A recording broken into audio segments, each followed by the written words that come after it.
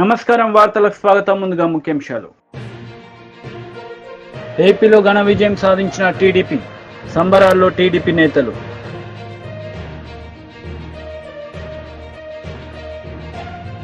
మళ్లీ మోదీనే ప్రధాని, బీజేపీ శ్రేణుల ఉత్సవాలు. సీఎం జగన్ మీడియా సమావేశం నిర్వహించారు. ఎన్నికల ఫలితాలు ఆశ్చర్యం కలిగించాయని ఆయన అన్నారు. ఇలాంటి ఫలితాలు ఊహించలేదు, అక్క చెల్లెమ్మల ఓట్లు ఎటుపోయాయో అర్థం కావడం లేదని జగన్ మీడియాతో విచారం వ్యక్తం చేశారు.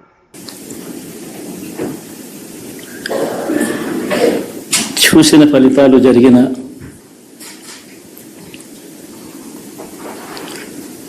పరిస్థితులు చూస్తే నిజంగా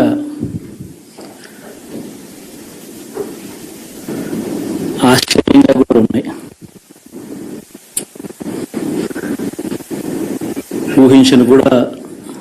ఊహించలేదు ఇలా జరుగుతుందని, ఇలా వస్తాయని కూడా. బట్ ఎస్,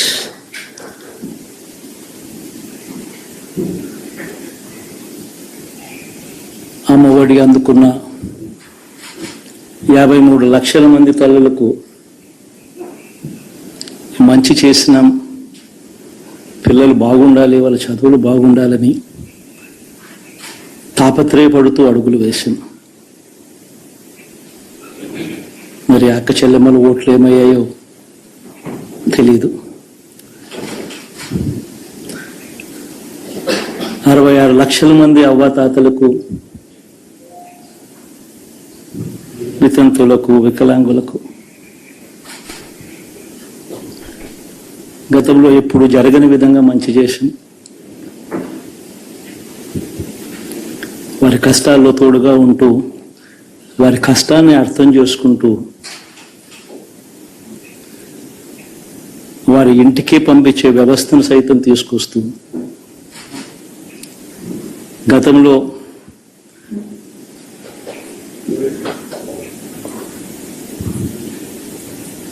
మా ప్రభుత్వం అధికారంలోకి రాకమునుపు ఇస్తా ఉన్న చాలని పెన్షన్ నుంచి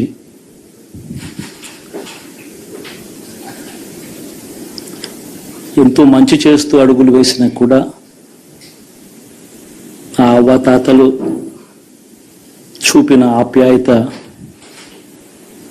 ఏమైందో కూడా తెలియడం లేదు.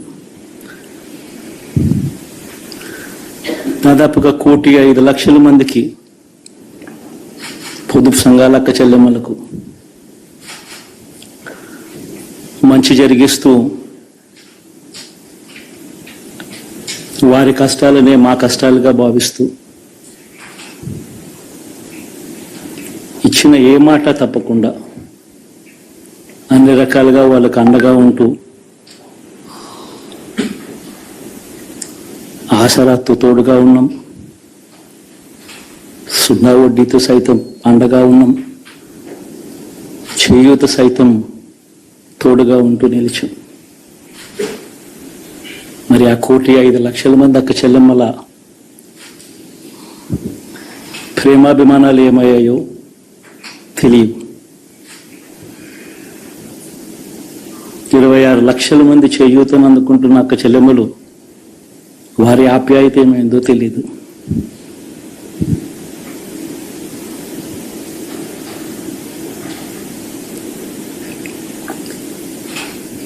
పిల్లల చదువుల కోసం ఏ తల్లి ఏ తండ్రి ఇబ్బంది పడకూడదు అని మొట్టమొదటిసారిగా పూర్తి ఫీజులు ఇస్తూ తీసుకొచ్చి అందగా నిలిచాం. చదువుల్లో ఎప్పుడూ చూడని మార్పులు తీసుకొచ్చాం. దాదాపుగా 12 లక్షల మందికి సంవత్సరానికి మంచి జరిగిస్తూ, ఆ పిల్లలు, ఆ తల్లుల అభిమానం ఏమైందో కూడా తెలియదు.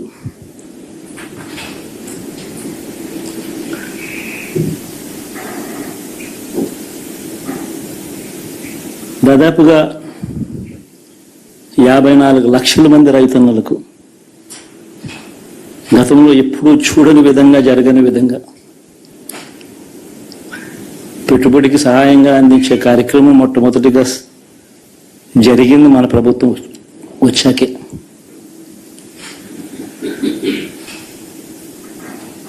మరి అంతగా రైతన్నలకు తోడుగా ఉంటూ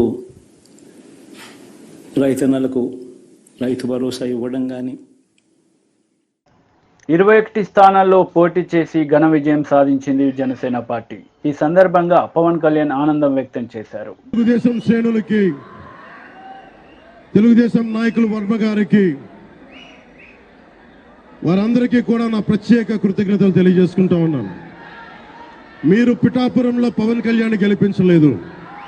కేవలం పిఠాపురం ప్రజలు పవన్ కళ్యాణ్ ఒక్కడిని గెలిపించలేదు, 5 కోట్ల మంది ప్రజల్ని గెలిపించారు. మీరు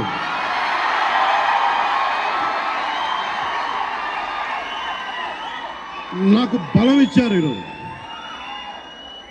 మీరు గుండెల్లో పెట్టుకొని ఓడిపోతేనే ఇంత బలంగా నిలబడ్డవాడిని, ఇంత బలంగా నిలబడ్డవాడిని. మా ఇంత గెలిపించి కాదు మీరు ఇచ్చింది, చిన్నపాటి జయం ఇవ్వాల, ఆకాశం అంత విజయం ఇచ్చారు మీరు నాకు మా కూటమి ప్రభుత్వానికి. ఇది గుండెల్లో పెట్టుకుంటాం, నిలబడతాం, నిర్మాణాత్మకంగా పనిచేస్తాం. మీ కష్టాలలో మీ ఇంట్లో ఒకటిలాగా నేను ఉంటాను, మీ అందరికీ మాటిస్తున్నాను.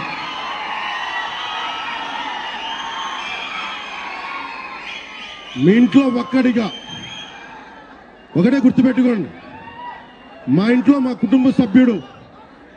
నాకు కులాలకి, మతాలకి, ప్రాంతాలకి అతీతంగా ప్రతి ఒక్కరు ఆలోచించాల్సింది, మా ఇంట్లో కుటుంబ సభ్యుడు పవన్ కళ్యాణ్. మా వాడు అసెంబ్లీలో అడుగు పెడుతున్నాడు, మా కష్టాల కోసం మాట్లాడతాడు, మా కష్టాల కోసం నిలబడతాడు. అది చేసి చూపిస్తాను. ప్రభుత్వం ఎలా ఉండాలి, అధికార యంత్రాంగం ఎలా ఉండాలి, రాబోయే రోజుల్లో మీకు అందరికీ చేసి చూపిస్తాను. మళ్ళీ ఒక 10 నిమిషాల తర్వాత మళ్ళీ వచ్చి మాట్లాడతాను. చంద్రబాబు గారు వచ్చారు, వారిని కలిసి మళ్ళీ వచ్చి మేము ఇద్దరం మాట్లాడతాం. ఆంధ్రప్రదేశ్ 5 కోట్ల మంది ప్రజలు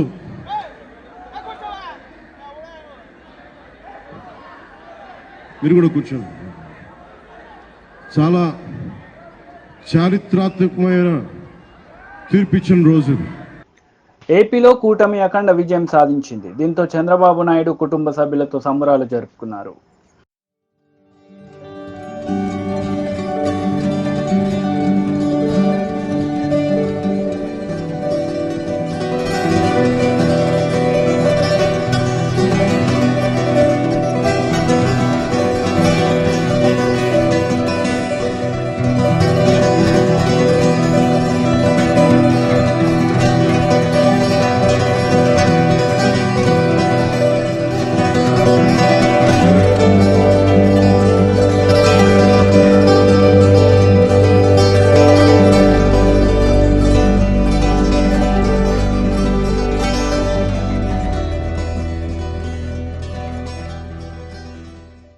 తెలంగాణలో బీజేపీ 8 స్థానాల్లో విజయం సాధించింది. ఈ సందర్భంగా విజయం సాధించిన నేతలు ఆనందం వ్యక్తం చేశారు. అమలు చేయాలంటే గతంలో రాష్ట్ర అధ్యక్షుడు బండి సంజయ్ అనే వ్యక్తి ఏ విధంగా ఫైట్ చేసిండు, తప్పకుండా 6 గ్యారెంటీలు అమలు చేయడం తప్పకుండా ఫైట్ చేస్తాడు.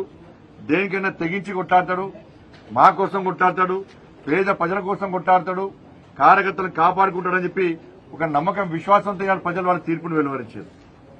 కాబట్టి తప్పకుండా రాబోయే రోజుల్లో ప్రజల పక్షానుంటూ, కార్యకర్తలకు అండగా ఉంటూ, కాంగ్రెస్ పార్టీ నుండి 6 గ్యారెంటీ పక్కా అమలు చేయాల్సిందే. అమలు చేసేవాడు కూడా ఇలా ప్రజల పక్షాన పోరాడతాం. దాంతోపాటు కేంద్రంలో నరేంద్ర మోడీ గారి ప్రభుత్వం తిరిగి ఏర్పడబోతున్నది. 3వ నరేంద్ర మోడీ గారు ముచ్చటగా 3వ ప్రధానమంత్రి కాబోతున్నారు. ఈ తెలంగాణ రాష్ట్రంతో పాటు కరీంనగర్ పార్లమెంట్ నియోజకవర్గానికి గతం కంటే ఇంకా మెరుగైన స్థాయిలో ఎక్కువ నిధులు తీసుకొచ్చి ఈ కరీంనగర్ పార్లమెంట్ నియోజకవర్గాన్ని ఇంకా అభివృద్ది చేస్తామని చెప్పి ఈ సందర్భంగా తెలియజేస్తూ, ఇంత భారీ మెజార్టీతో రికార్డు బద్దలు కొట్టే విధంగా కరీంనగర్ పార్లమెంట్ లో గతం కంటే రికార్డు బద్దలు కొట్టే విధంగా నన్ను ఆదరించి, అభిమానించి ప్రోత్సహించినటువంటి కరీంనగర్ పార్లమెంట్ నియోజకవర్గ ప్రజలందరూ కూడా హృదయపూర్వక ధన్యవాదాలు. మా లక్ష్యం నెరవేరింది. ఎందుకంటే బండి సంజయ్కి ఓటేస్తే బండి సంజయ్ పోయి నరేంద్ర మోడీ గారిని ప్రధానమంత్రి చేయడానికి ఓటు వేస్తారని చెప్పి కరీంనగర్ పార్లమెంట్ నియోజకవర్గ ప్రజలు అయితే ఆశించారో తప్పకుండా ఆ ఆశయం నెరవేరబోతున్నది, ఆ లక్ష్యాన్ని చేరుకోబోతున్నాం. మరొకసారి అందరు కూడా మీ అందరు కూడా హృదయపూర్వక ధన్యవాదాలు.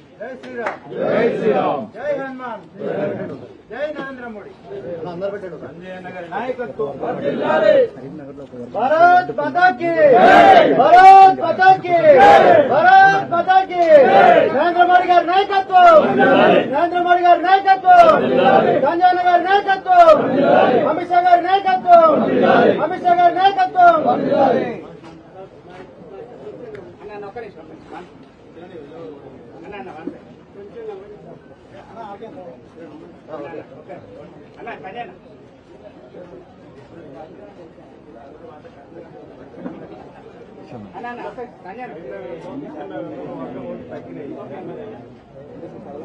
ఓట్లు తగ్గిన ఒక వర్గం ఓట్లు ఎట్లా పడగాను నాకు. ఇప్పుడు కరీంనగర్ అసెంబ్లీ ఎన్నికల్లో ఏం జరిగిందో మీకు తెలుసు. నేను కుండబద్దలు కొట్టినట్టు మాట్లాడతాను. నేను ఏ వర్గానికి వ్యతిరేకం కాదు, ఒకరు ఓట్ల కోసం పాకాడే వ్యక్తిని కాదు. నాకు ఓటేసే వాళ్ళందరూ కూడా గౌరవిస్తా, నాకు ఓటైన వాళ్ళందరూ కూడా సన్మానిస్తా, వాళ్ళని కూడా నాకు ఏం అభ్యంతరం లేదు.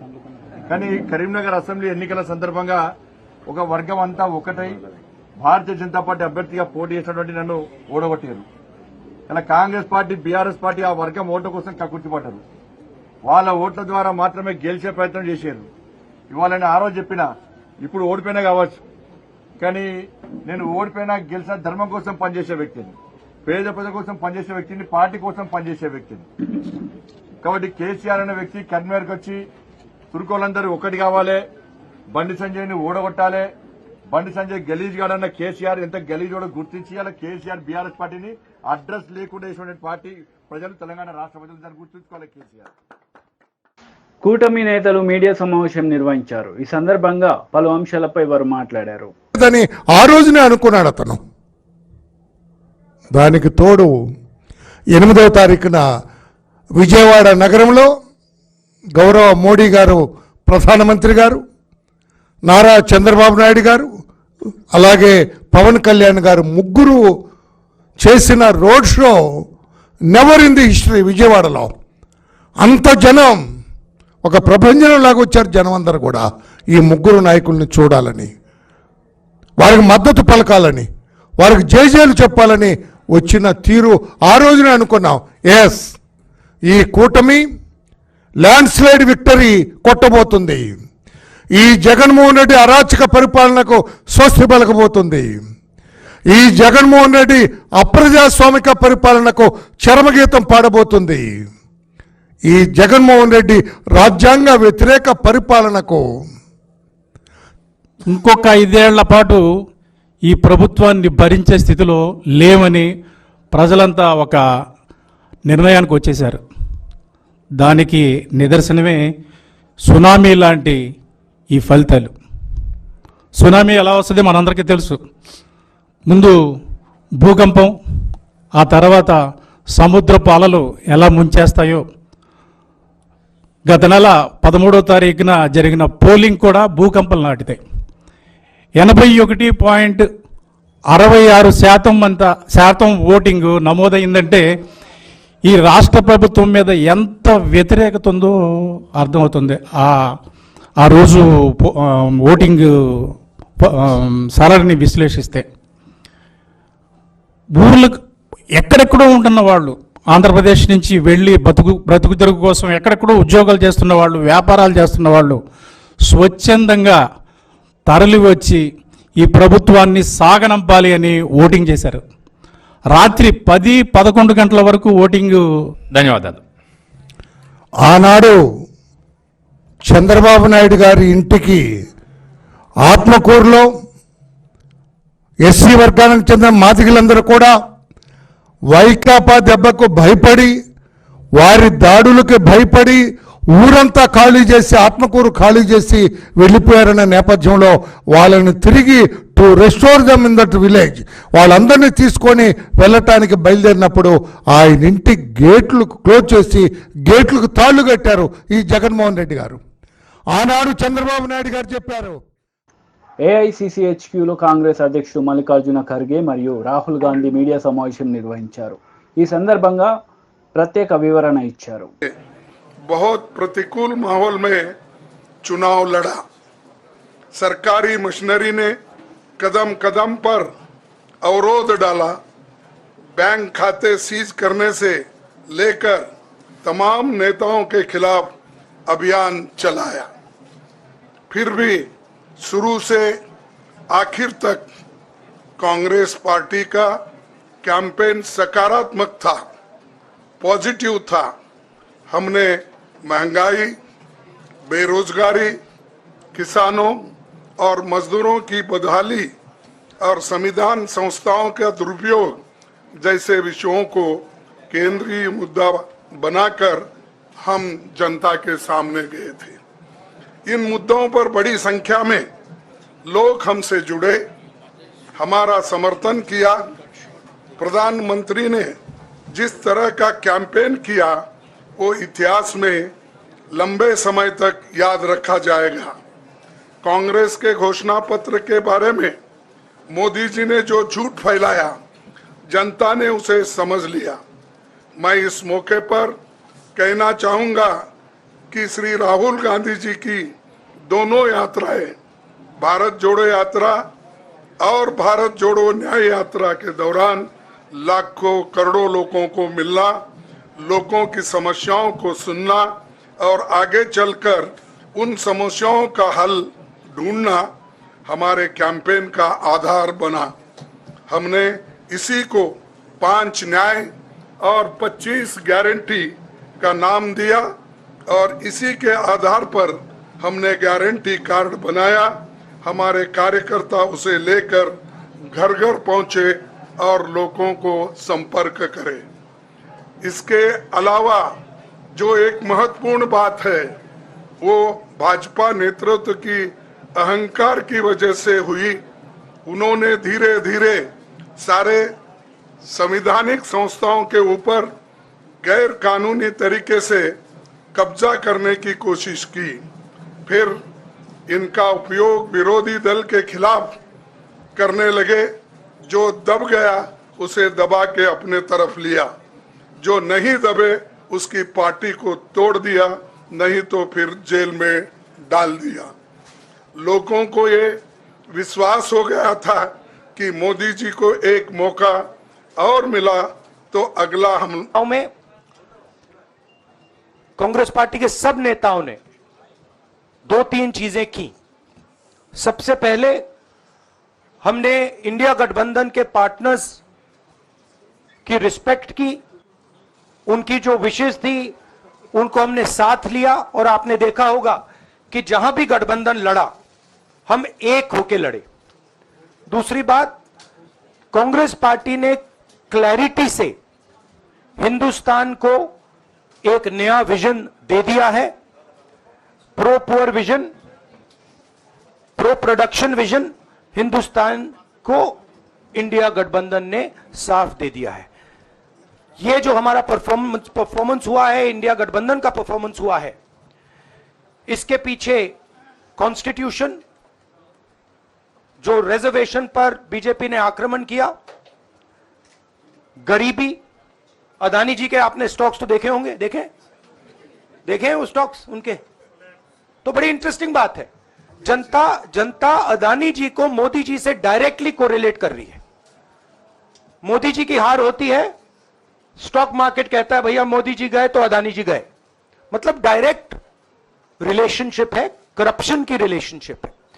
और देश ने नरेंद्र मोदी जी को साफ कह दिया है कि हम आपको नहीं चाहते हैं। And this is the main thing that this election has said.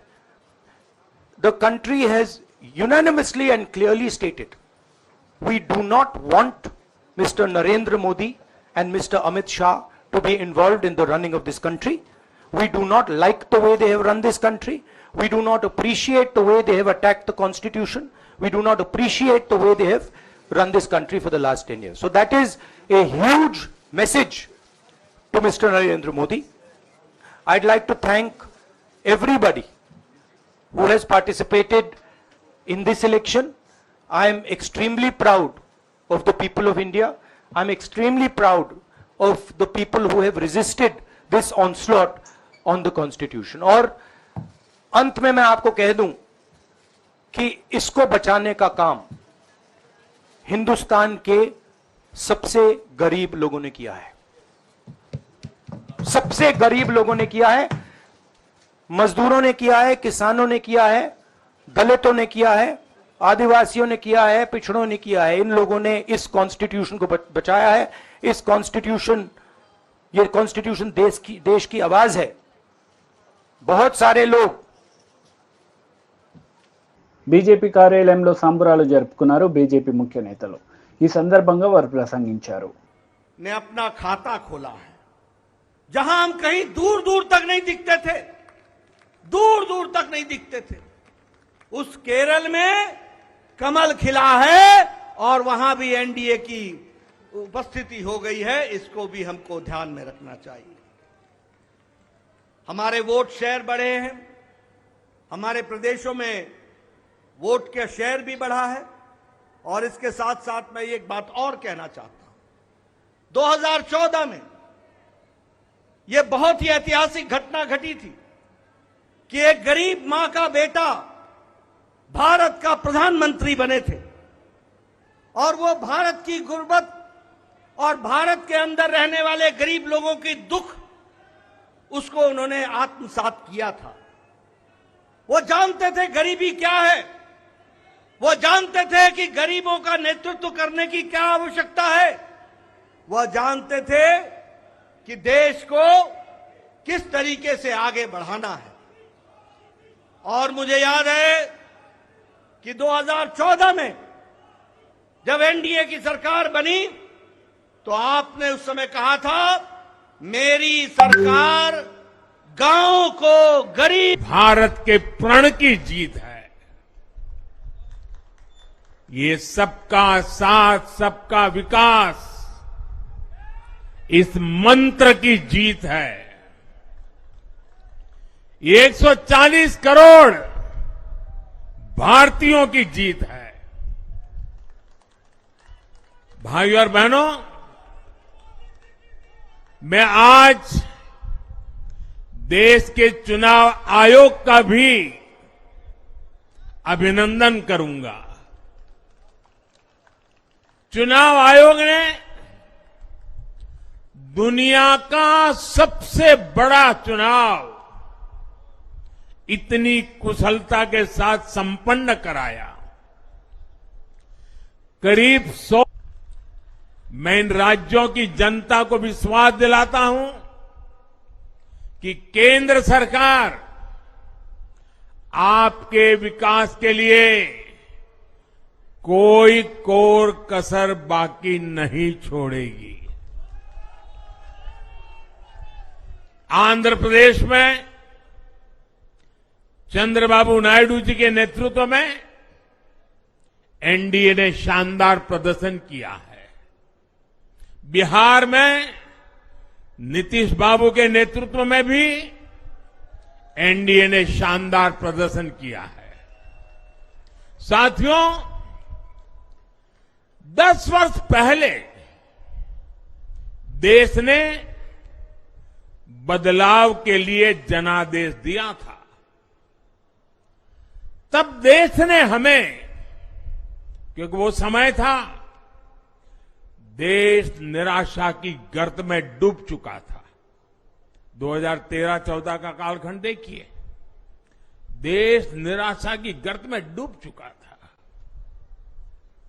Fragile 5 शब्दों से मैं नवाजा जाता था। हर दिन अखबारों की हेडलाइन घोटालों से भरी रहती थी।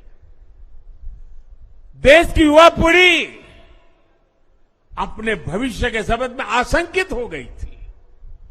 ऐसे समय देश ने हमें निराशा के गहरे सागर से आशा के मोती निकालने का जिम्मा सौंपा था।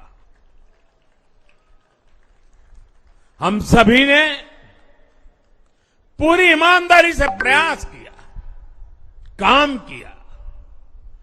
2019 में इसी प्रयास पर विश्वास व्यक्त करते हुए देश ने दोबारा प्रचंड जनादेश दिया। इसके बाद एनडीए का दूसरा कार्यकाल विकास और विरासत की गारंटी बन गया।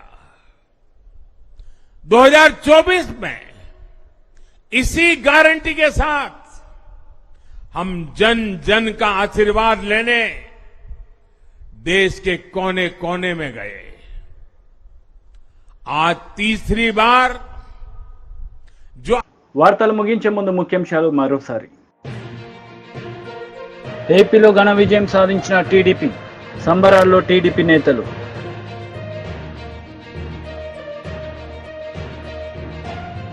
మళ్లీ మోదీనే ప్రధాని, బీజేపీ శ్రేణుల ఉత్సవాలు. ఈ వార్తలు ఇంతటితో సమాప్తం. తిరిగి ప్రసారమయ్యే వార్తలు మళ్ళీ కలుద్దాం. అంతవరకు సెలవు. నమస్తే.